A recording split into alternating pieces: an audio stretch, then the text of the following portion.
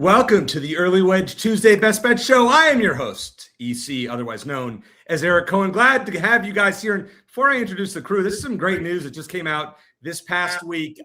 Check out Splash Sports /Wedge to join our one and done contest this year. It starts with the Waste Management Open. You have to sign up by early morning on February 5th. We had 980 entries last year. Let's get to 1,000 or more this year. And you can check out the rules in the description on the Splash Sports page. I will say this. Last year, I embarrassed myself because Sia Nejad kicked all of our butts. I will guarantee you that I will finish in the top 25% of the pool this year. I'm guaranteed. Guarantee? And I will put my money on the line. Bold. Against some people. I'm serious. I got off to a good start in Rick's pool. I'm just saying. All right, let's introduce everybody. Who'd you pick? We have the host. Yeah, who'd you pick? I had two entries. I had Siwoo Kim in one and Harry Hall in the other. So I had Harry I'm Hall making money as of today. I'll take it. All right, let's introduce the stars of the show. We have the great Sia Nejad, host of the Early Edge, Monday through Friday at 10 a.m. Eastern, who is the biggest Jacob Bridgman fan on the planet outside of his relatives. We'll talk about that later in the show. Go ahead, Sia. Yeah. No, I actually think when you'll find out later why that statement is actually literally true. So literally true. If you haven't watched the Early Edge this week, you missed out. We have Jason Sobel, who you can find him everywhere, but his article at BetMGM this week has a lot of players some of them that I've never heard of, including one that I'm sure he wants me to pronounce later on the show. Check that out at BetMGM, and we'll talk more about that later on the show. And finally, the great Patrick McDonald from CBS Sports, who is in Orlando, and according to his ex tweet or whatever you call it now, is not having a great day. Patrick, what's going on down at the PGA show? I was like, how the hell did you get in contact with my ex-girlfriend, EC? That's an issue. We got to figure that out. Yeah, look, I'm here for the PGA show. We do it every year. Have some fun interviews lined up. Got Mac Daddy of them all tomorrow morning, Jim Nance, Lexi Thompson, Mel Reed, Annika in the mix too. So should be a fun day. But getting here, guys, I woke up at dark 100 this morning to an email from my hotel being like, hey, you can't stay here. Right? What's that song? Closing Time? Yeah, Semisonic. Nice rap. Yeah, Semisonic. Yeah, no, I think it's Third Eye Blind. So yeah. No, it's definitely right. Semisonic. It's Semisonic. Yeah, I think it's Third Eye Blind. So it's like, okay, we booked you this other hotel though. I'm like, all right, whatever. What do I know? I stayed at this hotel last year. It was great. I loved it. Yada yada yada. I'm on this plane. I'm kind of scrambling, and like something hits me while I'm boarding this plane. It's a woman, not like a woman, young woman. Low 20s, young 20s, just fainted on me. Whoa. What? Yeah, I know. Delayed the flight for like an hour. Talk about selfish. She fainted on you. Literally. Yeah, she ended up being okay. Okay. Everything was fine. So I can tell that joke now. So we get to Orlando. Finally, this hotel is insane. They have one of those surfing things that mimics real life surfing. I booked an hour of it. Unfortunately, my booking was not officially in the system, so I was unable to do that. They have water slides, all this fun stuff. But then I come back after going to demo day, which is a story in itself. Water's out in the entire hotel. We got nothing, boys. I got a shower, right? I'm hanging out with Jim Nance tomorrow morning. We switched rooms to a different building. I go in there, hair everywhere. It's like woolly mammoth, Bigfoot. Spent the night before. Finally get to room number 3. That's where we are right now. Just settled in, and couldn't be more excited to join you guys on the Early Wedge. You're having a great day. Sobel, he's just told us about apparently Orlando's finest resort. I don't know if you're close to there, but are you familiar with this place? I am. I also have an extra bedroom here that he was welcome to and could have avoided all of this. Ouch. I mean, all you got to do is you have running water. Do you have running water in your place? You have running water, I believe. As of 10 minutes ago, the water was still running. You don't. This show needs to do really well tonight. I'm telling you what.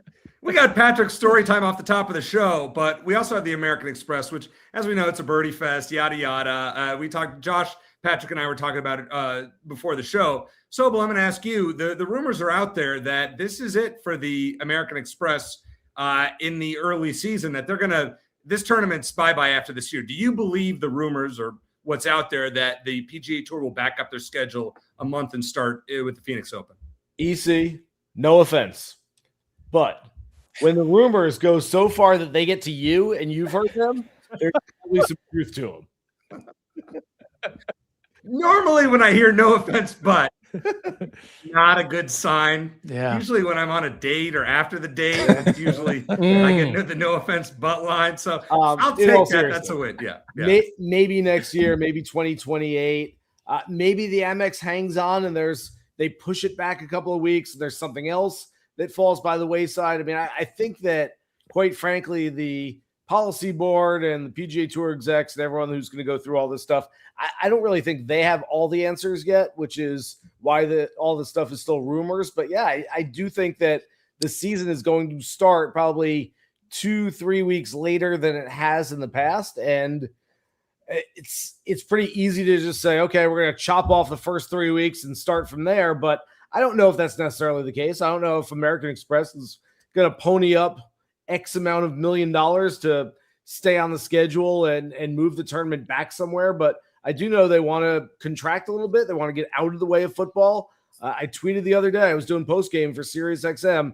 Chris Goddard's winning putt. Not that it really mattered because it wasn't a dramatic putt, but he tapped in 30 seconds before Caleb Williams connected on the craziest 4th and 4 to tie a game with a minute left in maybe NFL history. So look, you want to get fans watching this stuff. You want to get people involved. And unless you're a massive golf fan, you probably weren't watching the end of the Sony Open this past week. It's a great point. Sia, how do you feel about this event? I mean, it's played over 3 different courses. You can't follow it on ShotLink for 2 of the courses.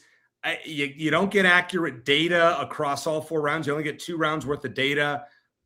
Are you a fan of it, or are you like, all right, I've seen enough. Let's 86 Palm Springs here?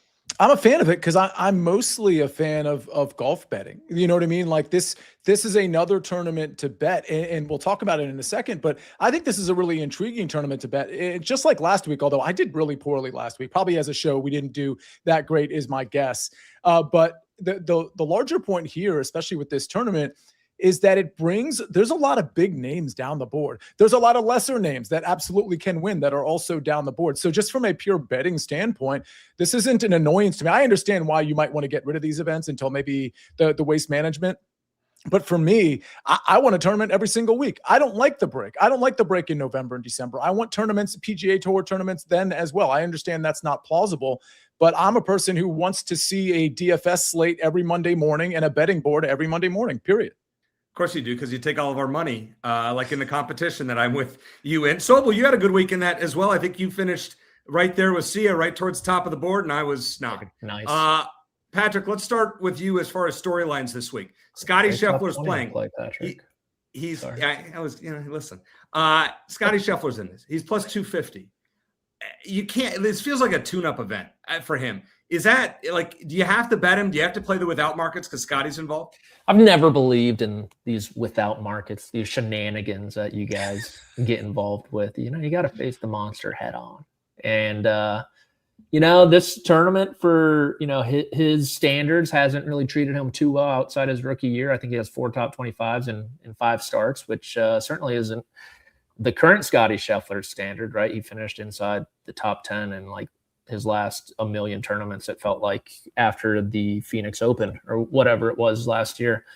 And so I am curious about what he said this offseason and like where he could get better. That's something he does after every year. He does a little bit of an audit on himself. Obviously the putter's been the vocal point of those over the last couple of years, but he mentioned his endurance. He wants his endurance to be a little bit better. And we saw with a new driver in the bag at the Hero World Challenge, that new TaylorMade, he likes the look of it.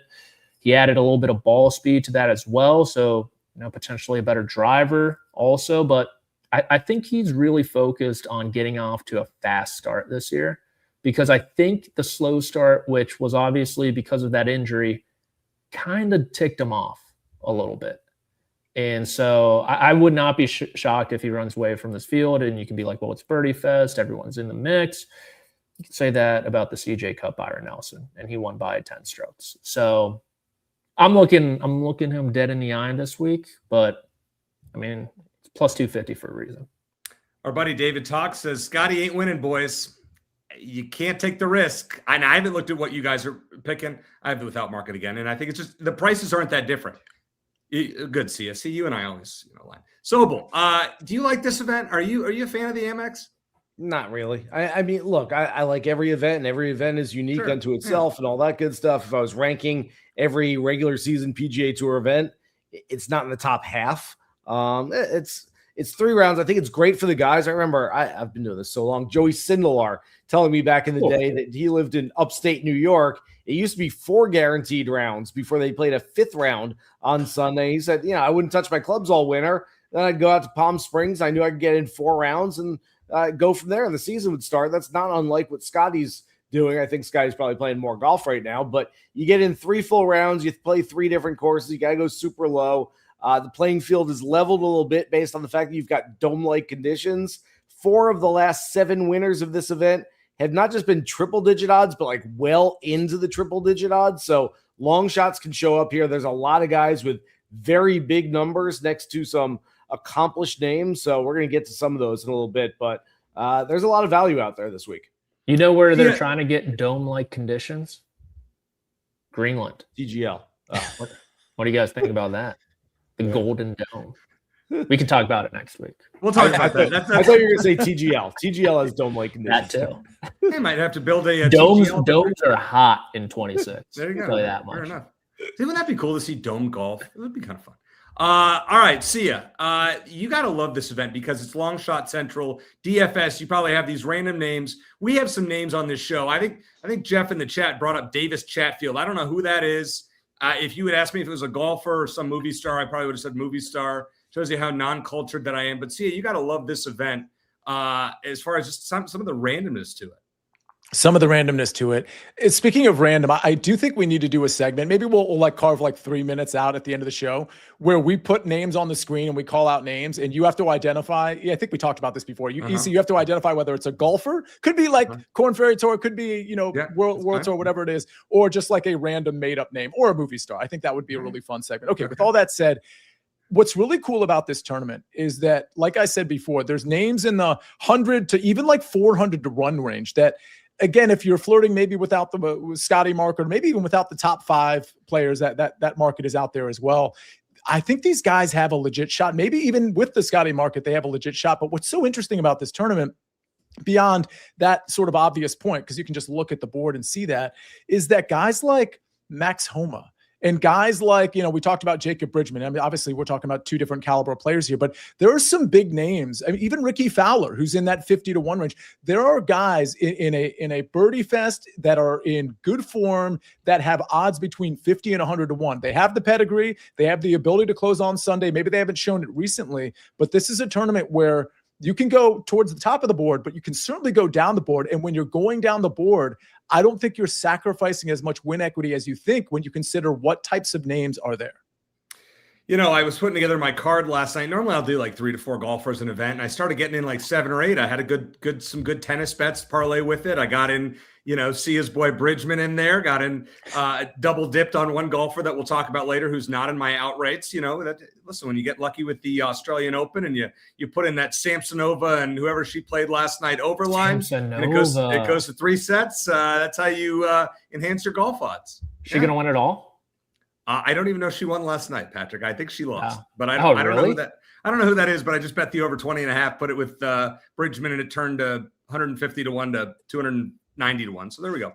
All right, my storyline here is getting off to a hot start is crucial in this birdie fest because over the last 10 years, 9 winners of this event have ended the first round at T8 or better. The only one that did not was Hudson Swafford. So it doesn't really matter what course you start out on. If you don't put up at least 6 under, 7 under, you're toast. Basically what for your outrights. Just kind of throwing that out there. All right.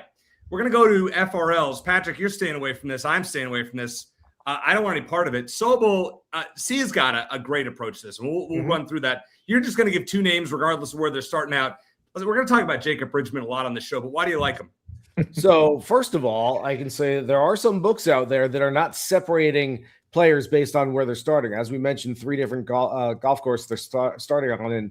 And there's one that starts with a D, ends in RaftKings, where you can just pick a first-round leader. And based on the numbers last year, Nicklaus tournament course played to a scoring average of 68.25, La Quinta 68.6, Pete Dye Stadium course 71.3. Do not pick anyone if you're playing in a first-round leader market that doesn't separate them from the stadium course. I'm going with two guys from the Nicklaus Tournament course. They're playing in the morning. Jacob Bridgman, obviously a really good putter who's coming off a really good week at the Sony last week. And then Matt Wallace, who played pretty well and was very candid in some of his comments about what his team around him has done to kind of keep him from being as fiery, let's say, as he's been in the past. So I think Matt Wallace could be primed for, if not a great year, at least a good year and maybe a good start to it. Fair enough. Now, Sia, over at that book that Sobel talked about, if you got the reference, which is fairly easy, but nicely done on that, Sobel, you decided to split them up into all three courses. So kind of run them down why you're playing it this way. So first of all, books don't really know what to do with this. Some books don't have this out. Some books do have them out. Some books have them separated by courses. I think that DK may have pulled I could be wrong, but they may have pulled the lines that are not like segregated out. So we got to like double check that, because I'm looking for DraftKings to do what, and I'm just going to like put it out there. I don't know that FanDuel and BetMGM have it separated out right now. In the chat, you can let me know if they've updated it.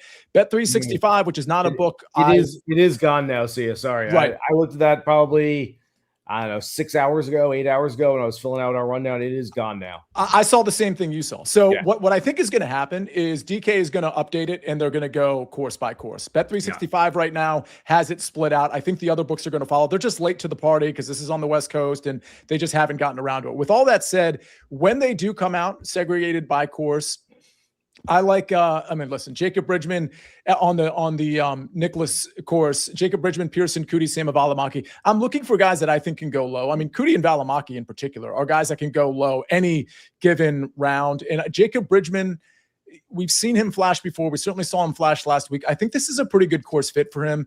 He doesn't have to be great off the tee, which he generally isn't. Can be hot on approach and certainly can get hot with the putter. So those are all 22, 22, and 33-1. La Quinta is an interesting one because that's where Scotty plays and a bunch of other like really good players like Henley, Sam Burns. That's where they're going to play round one. I'm still going to go with Grazerman and Ricky Fowler there, both at 25-1, because I think they can have low rounds.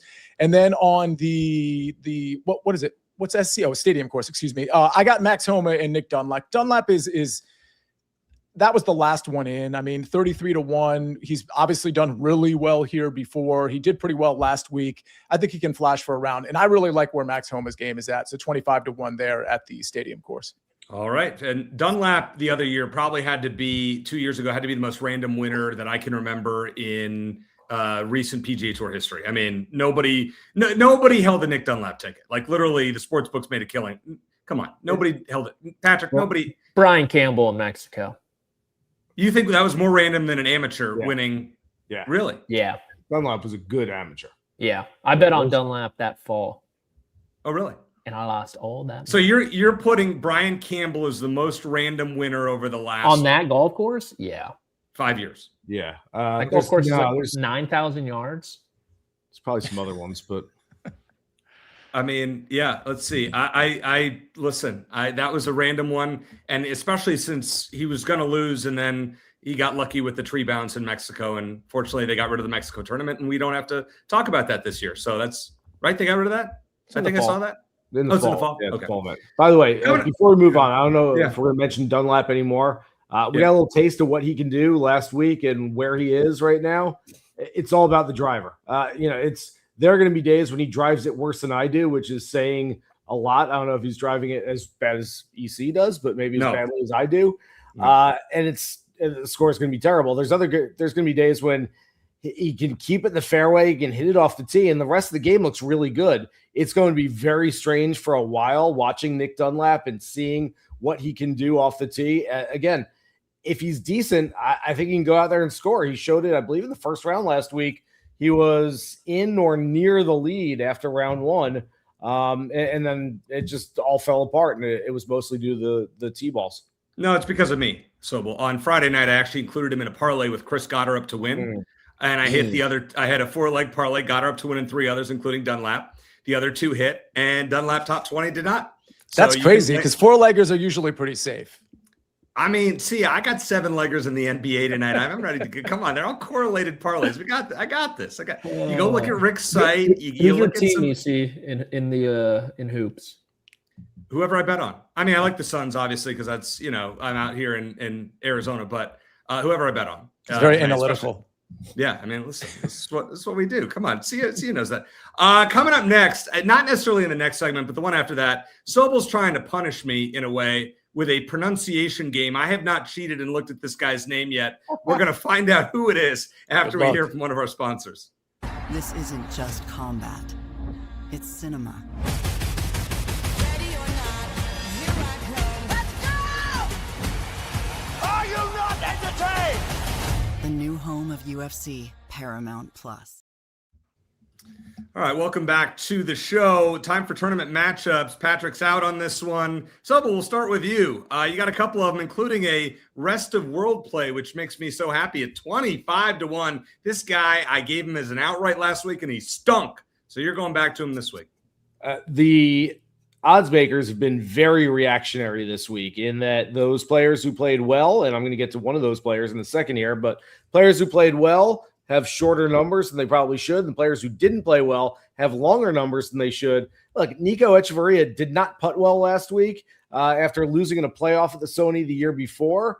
That said, he usually putts very well. If he does this week, at 25-1 for top rest of the world, which think of that as the essentially the international team, I believe, guys who are qualified or could qualify for that team this year. And then Ryan Gerard, runner-up last week. We talked about him on the show. He had played in Mauritius. He'd probably played more recently than anybody else in the field. Chris Gotterup also played the Hero and the Grant Thornton in December. So there's something to be said for the guys who have those competitive juices flowing just a little bit, who haven't taken a ton of time off.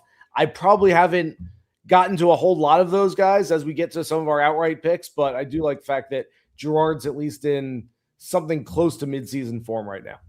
Yeah, it's a great pick by Patrick last week. Would you have him top 10, top 20, something like Top that? two. Yeah. Hey, great pick. He had Whatever him it top was. 20 at plus 280, I believe. Hey, it It's was good one pick. of the few winners we gave out last week, Sia, but you got one for us this week. 10 units on it. 10 big ones. Sounds like Sia with Bridgman. Yeah. Sia, Ricky Fowler over Thor. You're fading Thor, who's a popular play this week? So, by the way, part of the reason this board looks somewhat barren is matchups are really spilling out pretty late across the book. So we'll probably, for me, I know I'll update this with matchups tomorrow on tomorrow's early edge, maybe in the SportsLine Discord as well. But I like Ricky Fowler's form. Now, granted, he didn't play pretty much the entire fall, if memory serves, but he was in really good, the fall swing. He was in really good form prior to that. And I think the game's really come around. When you look at the ball striking, you look at the putter, his history here is kind of shaky. But then again, if you look at the last few years, Ricky Fowler in general, maybe the last 4 or 5 years, actually, he hasn't been very good. I think I'm catching Ricky Fowler early in general, more on him later. But Michael Thorbjornsen, I think is a really good player for a course like this. I think he can go really low. I think he's a little bit more volatile than people want to talk about. And I think Ricky Fowler's game is kind of peaking right now. So I'm getting plus 110 over Thorpe, the much less experienced player, perhaps more talented at this point. I'm not really sure, but I think this number should be minus 115 each way. I'll take the plus 110. So Jeff in the chat is really mad at you, Sia. He says, "Don't you dare do this, Sia. I'm out on Sia." Yeah. Jeff, you're usually a Sia big fan. I mean, come on. It's just one pick, give him a break. My pick is Nick Taylor, top Canadian. He's the only winner that I gave out last week in a matchup play. So we're going right back to it. You know that Sia and I last year loved this top Canadian market, so we're rolling with it. Taylor loves the West Coast swing. He's won in Hawaii, Scottsdale, and Pebble Beach over the last few years. He's gained strokes in every category last week, and he was atop the leaderboard after 36 holes when I did not bet him, but the strong winds got to him on Saturday, presumably like Nick Dunlap off the tee. He was been so-so here in his career. T12 last year. He did eat up the stadium course, though, and that is a good sign. And who does he have to beat in this? He has to beat Taylor Pendrith, Mackenzie Hughes, Adam Svensson, AJ Ewart, and Sobel's guy, who we're going to talk about in the next segment. And I was not going to read the guy's name. If you don't know who it is, either stay tuned to the next segment, or you can look on one of the betting sites right now to see who the sixth Canadian is, because I'm not going to try it yet. All right, let's move on to finishing positions here. Patrick, we're going to start with you. Sobel, we'll leave you for last here. So I give this a shot. Patrick, start with Sam Stevens. Couple random names here you're throwing out. Yeah, Sam Stevens. I think this is kind of like Joe Mayo propaganda. His reels just pop up on my Instagram page every now and again, and it's always like Sam Stevens is going to be the best player in the world, and so he's gotten to me. Joe Mayo has gotten to me. The chipmunk has infiltrated my brain. Hit the ball well last week, and quietly had a really good 2025 season where he finished inside the top 50 of the FedEx Cup. So putter's obviously never been his strong suit, but hoping he can just, pepper fairways and greens and give himself enough chances where it doesn't have to be all too special to finish inside the top 20 at 4.5 to 1.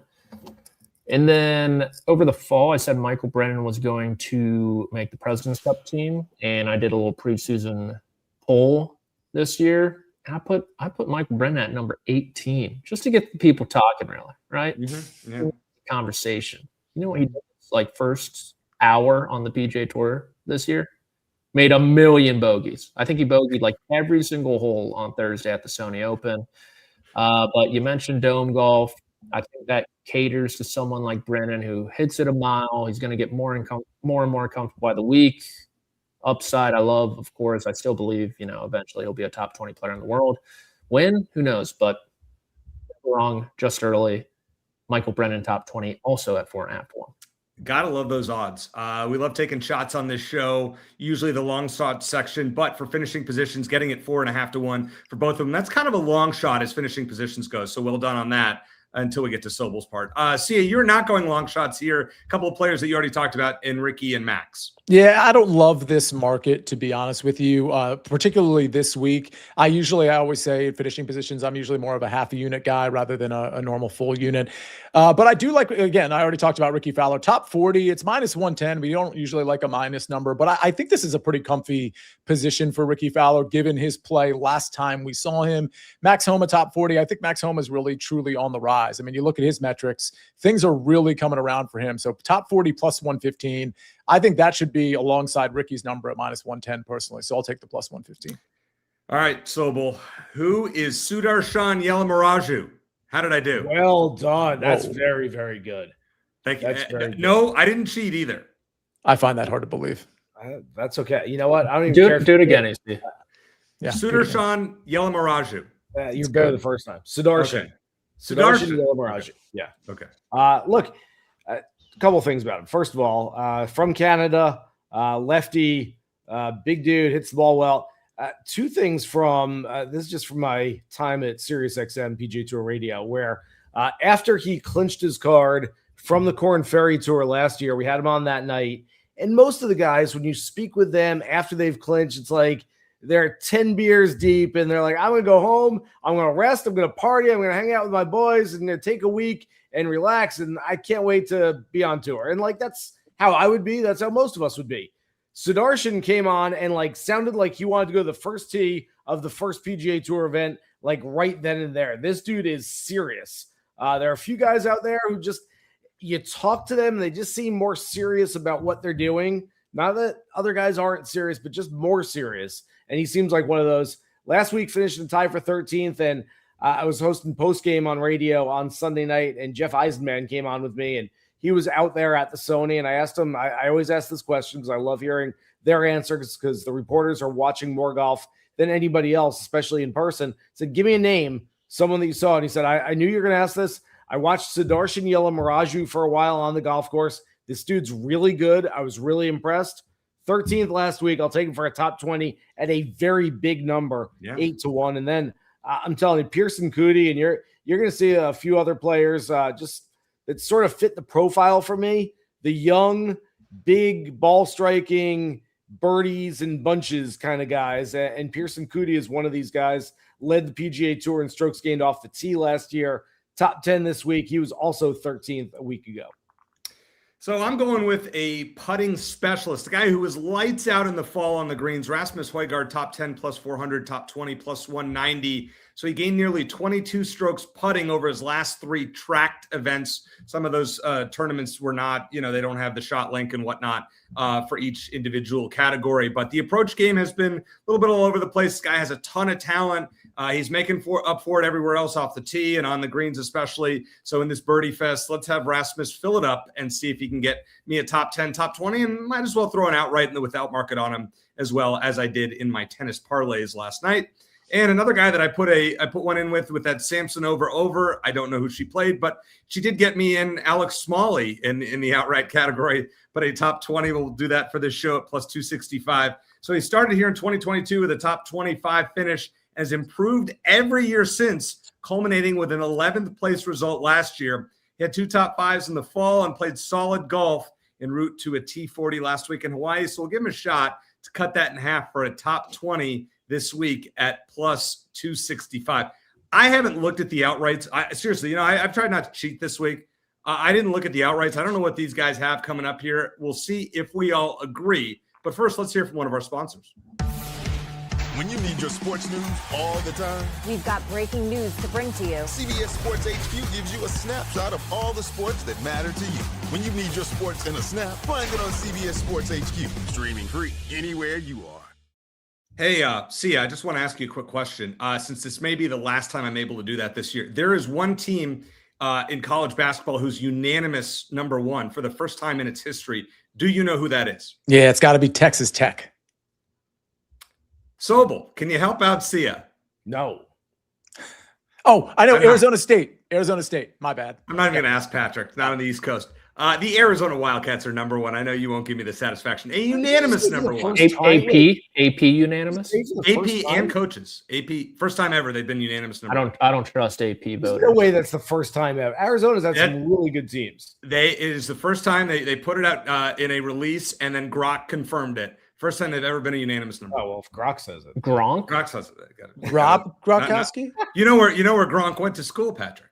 That's why I'm asking. He Arizona confirmed State. it. He did not go to Arizona State. He went to Texas Tech. Wait. Gronk confirmed it. Grok. The AI chatbot. Oh, Okay. Tight end. You've got me Okay. thinking. So I know we're going off on tangents. I love the idea of being able to ask your AI like some simple question, and instead of Grok, it's Gronk, who's like, I don't know, bro. I think it's like Arizona's like the first time it's ever happened. Here's the problem with AI. It would be like if you asked that EC, it would tell you were right because it's what you want to hear. I like that. It'd be like, that's such a great idea.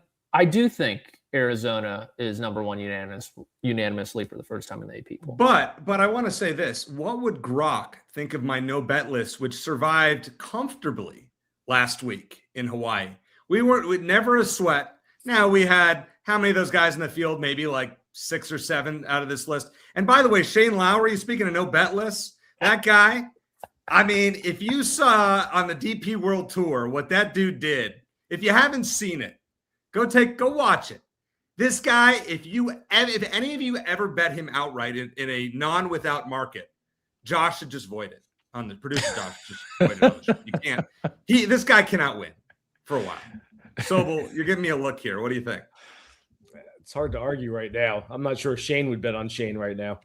You're gonna keep knocking on that door. That's all they do, EC. They keep on knocking. Patrick, I did the same thing on 15 at TPC Scottsdale last week. I chipped it out of a bunker into the water twice. Okay, so I also stunk and didn't post a double-digit score. I'm not on the tour. I'm not on the DP World Tour.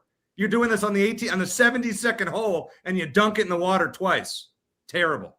Not winning all year. That's a lock. Am I in danger? Sia, anybody on this list that I'm in danger of this week? Yeah. Matt Fitzpatrick, Max Grazerman, and No. that's it. All right, let's go. Let's see what you guys have for outrights. I better not see a Grazerman on there. I don't. So, okay, we're good. All right, let's start with Patrick. Oh, see, Nick Taylor, I bet twice with tennis parlays last night. So, Patrick, if you do this again, I may send you a bottle of champagne. So you're on Nick Taylor? I am in the without market. Yeah. Cash out. What's your price you got for him? I got him at like 75 to 1 in the without market. But with your parlays? Oh, like 190 to 1. Damn, that's sweet. Yeah. Yeah, I mean, he played great last week. Like you mentioned, kind of just got caught up in the wind on Saturday. And hopefully he kind of figured out how to putt these greens last year when he finished T12. And you mentioned his affinity for desert golf. For some reason, like a lot of Canadians like desert golf. I don't really understand the correlation there. They're Adam snowbirds. They Hadwin, live out. They come in. Hadwin lives in Scottsdale. They all live. Corey they wanna get out in the Connors cold. lives in Yeah. Scottsdale, right? Okay. I don't think he does. No, Maybe. No, he Corey Connors does, I think. He just moved there yesterday. Okay. Damn it. That guy you guys were just talking about, I think he just moved out there too. Uh-huh. So Nick Taylor, 90-1. Love that number. Anytime Nick Taylor's over 75-1, I think it's close to just an auto for me at this point. I kind of get that. The dude just wins if he's sniffing around. Mm-hmm. Like, he is such a good closer. Someone you can trust, and someone who's fun to root for down the stretch. And then kind of the polar opposite here, Patrick Cantlay at 30-1. Yeah, he's not fun to root for. Good history here. Good history in tournaments where you got to take it deep. He has not won since the Delaware delegation back in 2022 in Wilmington, which is bonkers to say. But started working with Phil Kenyon towards the end of last year, and I think it really helped him on the greens. So he's the putting coach who works with Fitz, Keegan, and of course Scotty Scheffler too. So Okay, all right. hoping it helps. And at 30-1, I just keep earning money on this guy. I took him off the no bet list this year, Patrick. I feel like he's going to win at some point. I feel like he's going to. He is not on the no bet list. Sobel, you like him. A guy that also was on the no bet list last year was Sahith, and I took him off because he's irrelevant for now on the tour. I like him this week at it. He is. This is a huge number to put on the outright screen here. Yeah, well, first of all, he's maybe irrelevant, but at 130-1, I'll make him relevant because that's a massive number. Remember, 2 years ago, he was on the verge of being one of the better players on the PGA Tour. He was hurt most of last year. He's found a little something. What I liked is last week, finished just outside the top 30, but fifth in the field in birdies at the Sony. So you're going to have to make a lot of birdies this week. He's a West Coast guy. I like playing him on the West Coast. I like playing him in these events. Not going to get into the signature events yet. And so you're kind of hamstrung as to where you can take him. And this feels like the right place to take him, especially with that big number next to his name. Thor Bjornsson, look, I like guys who can keep it and play this week. You're going to have a lot of wedges in. And I like guys who have played already the week before. He is none of those, but he makes a whole lot of birdies. And I want to be on the right side of this sooner rather than later. I just think he's that good. I think he's going to win. So I'll take him at 45-1. And then Cantlay, look, I'm with Patrick. If I have to take someone from the top tier, this was almost like you must pick someone from the first 10 guys on the board. And so I chose Cantlay just because I feel like it's a pretty good number. Am I confident in him? No, not really. Quite frankly, I'd rather chase 5 or 6 different players in the triple digits than a single bet on Cantlay. And we'll get some more of those with big numbers next to their names later on. But I kind of like Cantlay better than, I don't know, a Ben Griffin or a Russell Henley or an Oberg or a McIntyre this week. Surprised that you guys didn't fear Scotty here. You're playing the straight up market, but Sia, as always, super intelligent like me, some weeks, decided to avoid Scotty Scheffler. But Sia, can you tell the guys what you did with Jacob Bridgman? You revealed this on Early Edge yesterday morning, and this is an all-timer. Yeah, it was yesterday morning as it was happening. And I'll tell you what happened. So first of all, let me get to the other three guys on this screen. Yeah. Fitzpatrick, I don't know if you recall, EC, but last week I was like, Fitzpatrick might not win one this year. He might win 2. Like, I think the guy is on fire. He was on fire starting in June last year. Before they even went across the pond, he started to really pick his game up. We're seeing signs. Open Championship, Scottish Opens, like, oh my gosh, he's really good. Then he comes back over and it continues, particularly on the Euro Tour. I think Matt Fitzpatrick is a much different golfer than what we've seen over the last 3 years. And I'm going to bet on him a lot this year. So I'm going to be super early, take his first tournament. I'm trying to remember. He might not have any experience here. I got to go back and look, but I'm taking him 30-1 in the without Scotty Scheffler market. Ricky Fowler also 40-1 in the without market. Now I'll skip over Bridgman for a second. Max Homa is going to be 75-1. Now I'm taking this in the without the big 5 market. So it's without Scotty. It's without, if memory serves.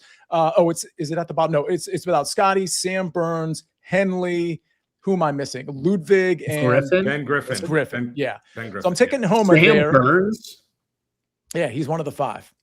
I like Sam Burns. Ridiculous. Took him off the no bet list this year. I love the number 75 there. That's why I'm willing to take those 5 guys out. As far as Jacob Bridgman on the early edge, it was 9:58 a.m., 9:59 maybe. And that show every Monday through Friday, 10 o'clock on the SportsLine YouTube channel. And I had put that in as my bet. I was just going to throw out a long shot. Normally I have like just a normal play, but I was like on a Monday, I didn't really have a play on like the national championship because everybody else had a play. They didn't need one from me. And Jacob Bridgman was 80-1 in the without market. That's the without Scotty market. Here on the screen, I'm modifying it a little bit because I'm taking the big 5 out and I'm putting him at 70-1. So what happened was I'd realized I hadn't bet it yet. So at 9:58, all the guys are in the room. We're like talking pre-show, and I just wanted to get the bet in real quick. And so I type in $14 to win over 1,000 because again, it was 80-1. So as we're going live, I take a look at my phone to make sure I place the bet, and I saw that the payout was $11,664. And I'm like, well, that doesn't seem right. And it occurred to me when I looked a little to the left, as you can see on the screen here, that I didn't type $14. I typed $144. So now, without a cash out option, by the way, now I'm on the hook with a Jacob Bridgman winner without Scotty Scheffler ticket for $144, which pays $11,664. It might be a happy accident. I'd say maybe there's an 80-1 chance it is a happy accident. But long story short, that was an accidental bet. It happens, and here we are. So let's go. Based on that, I mean, we all have to one put unit in play for Sia. Yeah. No, that's like a 0.10, 0.1 unit. That's a fraction of a unit for Sia. Come on. We all have to bet. Early Wedge fam, we all have to bet Bridgman in some capacity. He is available. If you go on Fanatics, he was 150-1 in the without market last night, down to 130-1 when I looked earlier today. I'm not sure what he is now, but I think you can get better odds than 70-1 or 80-1, whatever Sia got him out. Question for Sia, because he is, as we mentioned earlier, he's starting on the Nicklaus tournament course, which is the easiest of the 3. It was mentioned here, Jeff Stenberg in the chat, that Sia is going to cash out the first chance he gets. Now, a morning tee time on the Nicklaus course. You have Bridgman for a first round leader as well. He shoots 63 on Thursday morning. You cashing this out? So it's interesting because probably not, because it's now become so fun that I tweeted it out and like people are like kind of riding this. I probably won't, but what I will say is that what you see on the screen here is Bridgman without the top 5, because that market wasn't out at the time. Monday morning at 9:58 over at DK, that market wasn't out. So what I've done is I've bet it twice. So I actually do have a cash out option without having to mess with the big bet, or I could mess with the big bet and still have the other bet that I have. So sometimes I do that. Like this time it was by accident, but sometimes I'll bet something twice so that I give myself the cash out option in case it's kind of a squirrely situation on a Sunday, for example, or a Saturday, let's say. But in this case, there's a good chance I let this thing ride if it's relevant at all. Sia, I never want to root against my own picks, but I am rooting for Jacob Bridgman for the celebration. I don't know if you'll be on next week's show. I know you said you're traveling, but we will celebrate in your honor, and on Early Edge, I'm sure there'll be champagne that flows if that happens. Wait, yeah, I mean, that's like college Fort tuition for the Lauderdale? kids, right? Yeah, I'll be in Fort Lauderdale. How long are you there for? I'm there from Wednesday. I get there Tuesday night. I'm there. I leave Saturday. So I'll be in at headquarters Wednesday, Thursday, and Friday doing studio shows out of headquarters. Okay, cool. All right. Are Maybe you if they there? let me in, maybe if they let me in, I'll hang out. I'm gonna hang out in Jupiter for a little bit, bop down to Delray. Might as well just add Fort Lauderdale to the mix. Let's go. So All right. Only a 25-minute ride from Delray to the studio. I did that last summer, so that's how I know that. It's not bad. All right, I'm going with 3 outrights here in the without Scheffler market. Bobby Mack. I feel about Bobby Mack like Sia feels about Fitzpatrick. He's going to win multiple tournaments this year on tour, playing some phenomenal golf. And since the Ryder Cup, 5 starts, including a win and 4 top 10s across the world. He was awesome off the tee last week, and on approach, and the putter's been really good in 4 of his last 5 starts. I think he finished, T4, and I think this is a decent number the way he is playing in the without market. I could see Bobby Mack making a lot of birdies here. Siwoo Kim probably was the best golfer over the last 3 rounds at the Sony Open. Got off to a pretty dreadful start and then kind of battled back. Dating back to last August, he has 7 top 20s in his last 8 with the other finish being a T21. Driver and irons have been awesome. But the putter, as we all know, is an adventure. He lost nearly 5 strokes last week and still finished T11. He did win here in 2021, and all 4 of his career wins on the PGA Tour have been on Bermuda grass. So we'll give him a shot. 28-1 in the without Scheffler market. And then a guy who was an honorary member of the Do Not Bet list last year, who cost me, what event was that, Sobel? Somewhere in Florida. Is it the one that the first Florida swing event? What? Cognizant, yeah. Daniel Berger should have won that, and he just didn't show up on the back nine. But at 50-1 in the without Scotty market, this was the first click for me this week. Gained 3.5 on approach and 3.6 putting en route to that T6 in Hawaii. 4 for 5 here with a T12 as his best finish. I think he's playing better than he did last year, in better form. So why not take a shot at a nice number at 50-1 that you can find? I think DK is where the best number was for him. So we'll find out about that. But once again, we are all Jacob Bridgman fans this week. Just want to point that out. All right, let's move on to our long shots. And I think we have the longest shot on the board that we will get all year. But we're going to start with Patrick McDonald, who has maybe the second longest shot we're going to see in your boy, Michael Brennan. Michael Brennan, again, 225-1. Kind of said all I needed to say about the kid. Yeah. And then Matt McCarty, again, at 150-1. Just an uncharacteristic short game week for him out of the Sony Open. California kid. At least he played college golf out there. So hoping the return to the mainland kind of brings back the putter, because that typically is his strong suit. And I just really like the way he's striking the golf ball right now, hitting the center of the club face a lot. So him at $150 as well. Sobel, I really love this number on Andrew Novak. I know he's like 0 for 5 here and hasn't made a cut at this event, but that's a huge number for a player that's pretty darn good. He's really good. He makes a lot of birdies. I mean, I know, the history is not great, and this isn't a place where I would normally target him. If he was half this price, I wouldn't even look his way. 190-1? He's better than a guy that should be 190-1 anywhere. Like I said earlier, there's a lot of big numbers next to guys who have some decent win equity. And so I would say just, shop around and look for those numbers. And the other guy, Taylor Moore, won on the PGA Tour 3 years ago. He won the Valspar, which is a tough one to win. There's usually a pretty decent field. He's not a bad player. He was top 10 here a year ago. He has since lost his card. He finished 121st on the PGA Tour's FedEx Cup points list last year. To me, that could say one of two things. Either, all right, well, I guess he's not that good anymore. He's going to go back to the Corn Ferry Tour and try to play well there. Or there's some immediacy at play this week, and he knows if he can finish up there, get a top 10 this week, get into another one, all of a sudden it can snowball and do some good things for him. Look, I just think he's better than a guy that should be on the Corn Ferry Tour. I know there's fewer cards now, but 400-1, massive number. Why not? Biggest number we might see on the show all year. So well done, Sobel. A guy that I actually looked into. See, I really like this Sammy Valimaki, 90-1 in the without the Big Five market. Yeah, I mean, Sammy won me a lot of money in the fall swing. I had him as a first-round leader, and then I guess it was a week or two later, had him as an outright, and he hit both of those. And we're looking at guys who can get hot and can birdie, and Sammy is all of those things. So the floor is obviously pretty low with somebody like him, but I just love where his game is at right now. And again, 90-1 without the Big Five. I mean, if you include everybody, including Scotty, you're probably looking at, I think it's probably around 150-1. There were a lot of other players I considered in this long shot category, like Eric Cole. But I just didn't end up getting around to him. Zach in the chat says, EC, yes, and a bunch of yeses. Hey, listen, this is a long shot section. Let's throw some darts. How about this parlay in Palm Springs? We have Ben Griffin, top 10. He has 2 years in a row with top 10s. Bobby Mack, 3 top 10s in his last 4 events. How about 4 with another top 10 this week? How about Christian Bezuidenhout? I think I butchered that a little bit, but it's close enough, right?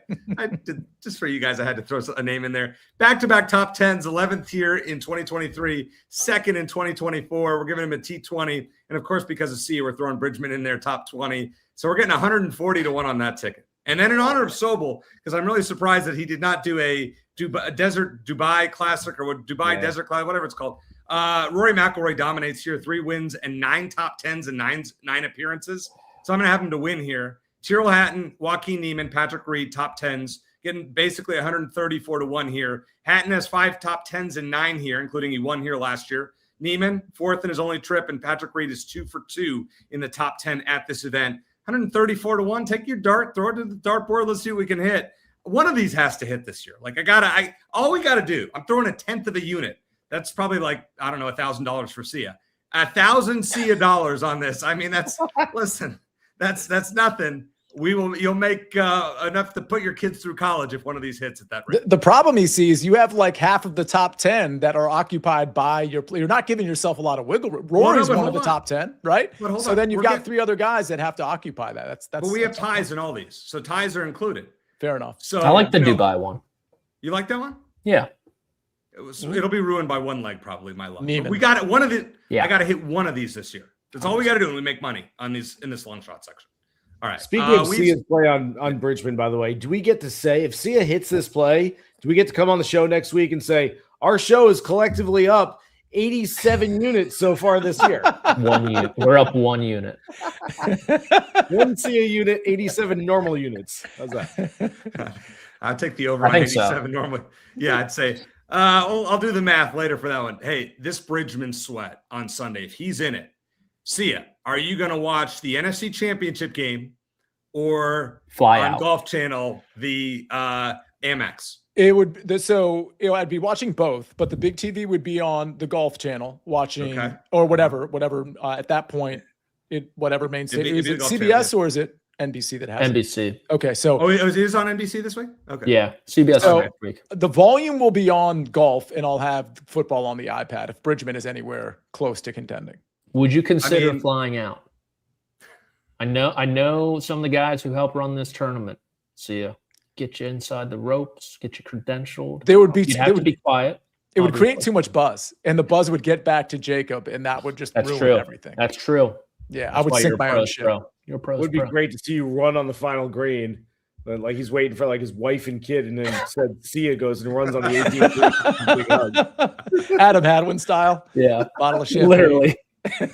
Get tackled. There is no I guarantee you that the sports book looked at this and said, who the heck is putting this amount of money on Jacob Bridgman? And probably listen, they got to tell like Patrick or Sobel, you guys probably know Bridgman. Give him a call. Got to let him know. Pressure's on this week. You know, I get it. Like, Sia, that's more than you want to bet. Honestly, I don't think these kind of bets are like that far off and that unique. Quite frankly, Really? I think there's a lot of bets like that being made on a regular basis. Mm-hmm. I wish I had that amount of money. From personal experience. Yeah, 1/10 of a Sia unit on that play. Hey, I want to say Mitchell Smith. I know you last year gave me a lot of grief for our one and done. We're bringing it back. In case you missed the start of the show, bringing back our one and done challenge. Check that out. Starts in 2 weeks at the Phoenix Open. Go to splashsports.com/wedge, and I promise you that I will finish in the top 25% in this pool. Not FYI, or what? Yeah. What's the consequence? We'll talk about that later. That's okay. I'm just so this is an early bet. Yeah. Go ahead. Let's see it. If you missed the link, it's in the podcast description and it's in the YouTube description. You got a couple of weeks to join, but join quickly. These are the types of things where if we get a lot of people to join, let's say we get 1,000 people to join this one and done. And what I'm really saying is like, tell your friends and everything too. It's the type of thing that if it goes well and we get a lot of people in it, well, then the next year, instead of having, $5,000 on the line here, EC for this one, maybe it's 7,500, maybe it's 10,000. Like we get these contests when we get a lot of participation. So definitely sign up, but like tell people, send the link to other people and try to get as many people to sign up as possible. Yeah. And you got to give Splash Sports, thank you to them for throwing in a nice little prize pool because somebody's going to take home 4 figures in cash for winning this pool. And it's such an easy platform. EC, sorry to interrupt you. It's such an easy platform. Some platforms I'm like, because I'm a little bit older than like the Patricks of the world. So I'm like very averse to. But this is such an it could not be easier to just select your one and done. They have it all like lined up in terms of who you've already selected. It could not be easier to play this, even if you don't like one and done's. Like this was the one you should play. You got to play this one. Yeah, it's free. It's no risk, and you can win 4 figures of cash. All right, let's for our final segment this year, we've started something new. It is called Future Focus. Let's bring in producer Josh. He's going to make a pick as well. All right, let's see who we have. Patrick, you're going to give out one. Future focus, but it's still kind of this week, so we'll give you a pass on this one. Who you got? I'm looking deep into the future on Thursday morning in Dubai. Victor Hopley 19-1.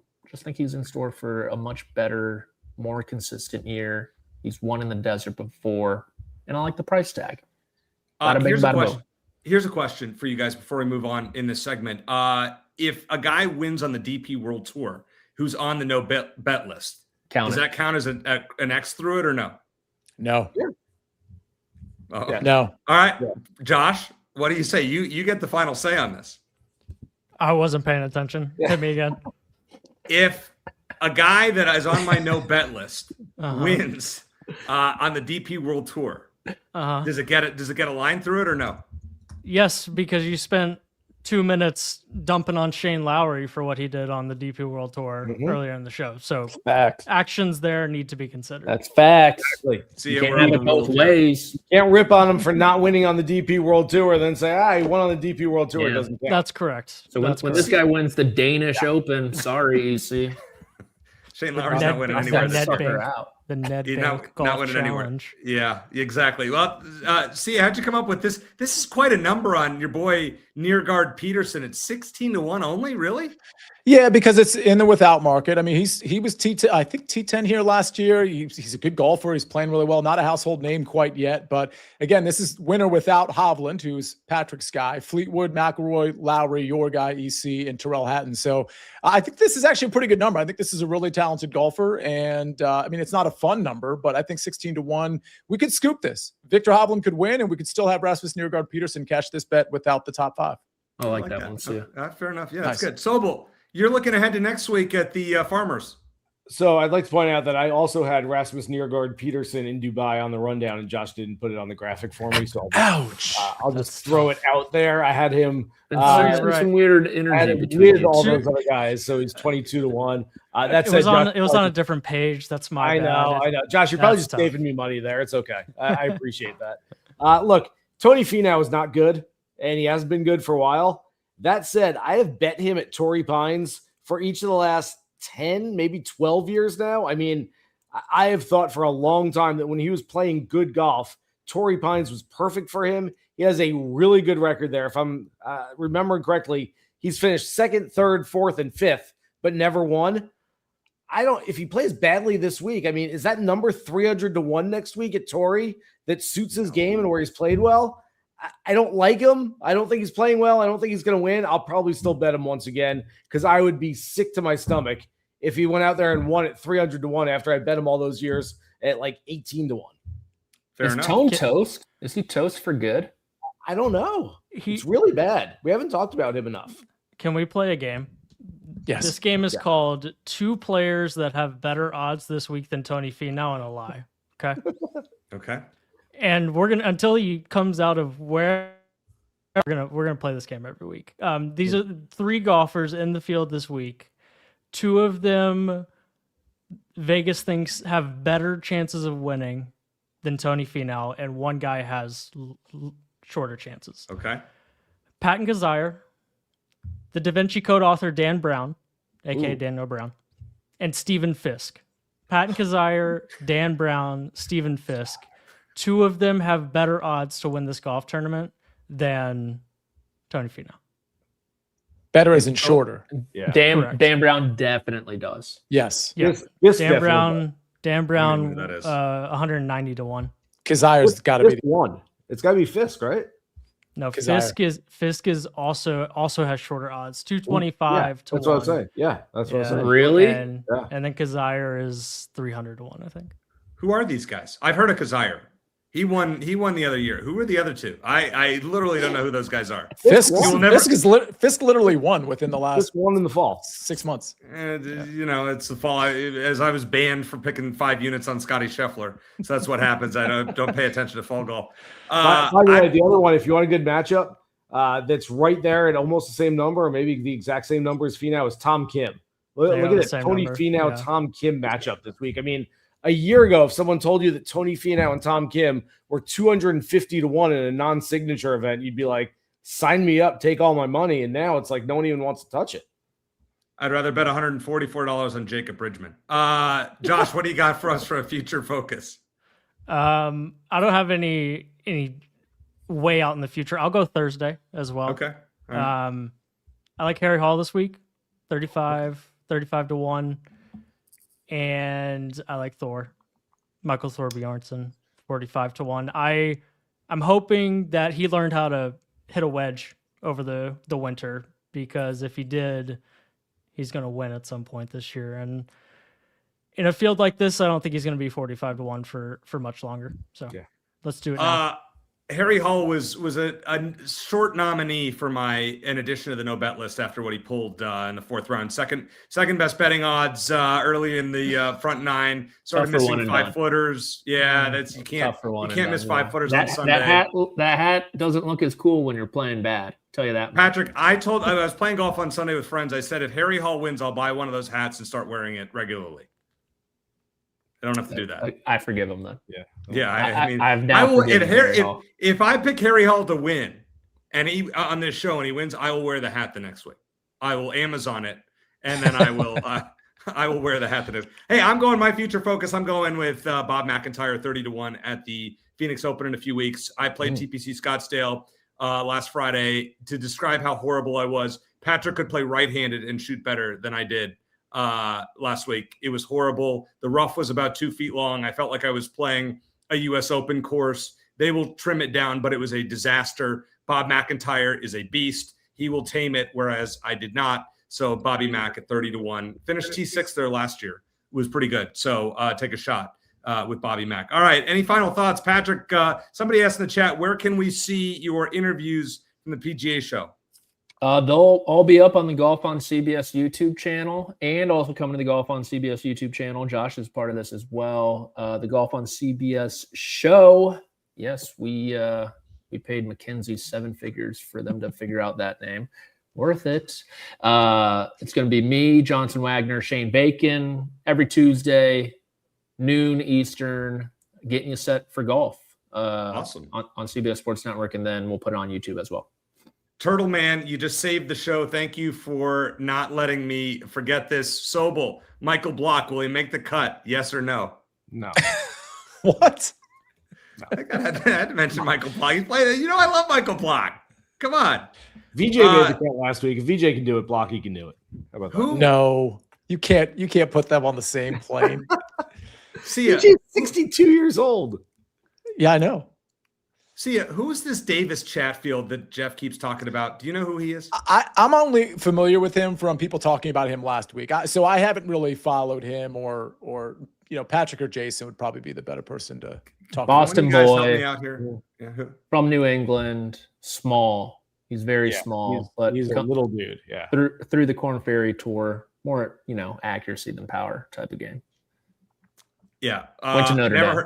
He's another one we'll have to include in the are they a golfer or are they a movie star one, because I would have probably said movie star. Don't know that. Hey, guys, another great show. Always appreciated. Thanks to you guys in the chat. Please like this video if you're watching on YouTube before you sign off. Thanks for watching. The comments are always fantastic. Thanks to producer Josh. Does a great job every week on the show. For Jason Sobel, Patrick McDonald, Sia Nejad, I'm Eric Cohen. As I always like to say, let's hit it big. Good luck.